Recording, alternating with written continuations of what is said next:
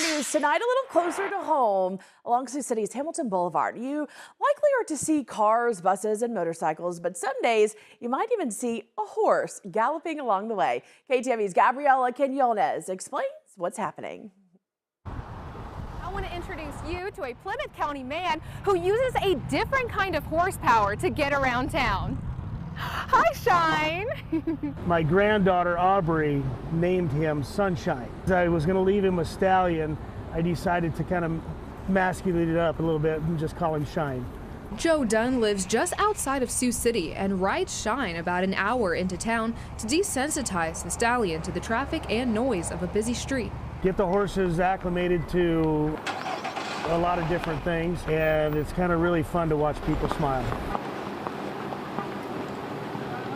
Dunn rides Shine on the sidewalk and grassy area along Hamilton Boulevard. But to get to this point, Dunn had to work with Shine on the farm for hundreds of hours to desensitize the horse. Taking a bucket and just throwing it against the wall. Talk loud, talk soft. Shaking a feed sack. Pretty soon here I'll be shooting off of him to get him acclimated to, a gun, a rifle. Dunn says the rides aren't just for his horse, they're a form of therapy for him. When I get on a horse and I get to riding, I'm just focused on the horse and what we're doing, and it kind of lets my mind forget about all the other things that stress me out in life. Horses are known to mirror humans. Dunn says Shine can tell what kind of mood he's in and will adjust accordingly.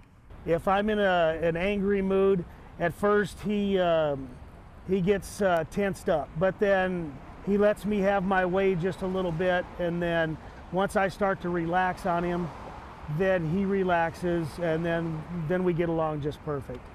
Sioux City police say it is legal to ride a horse within city limits, but you have to clean up after them. Well, most of the time, if he defecates on public property, I take care of it by hand.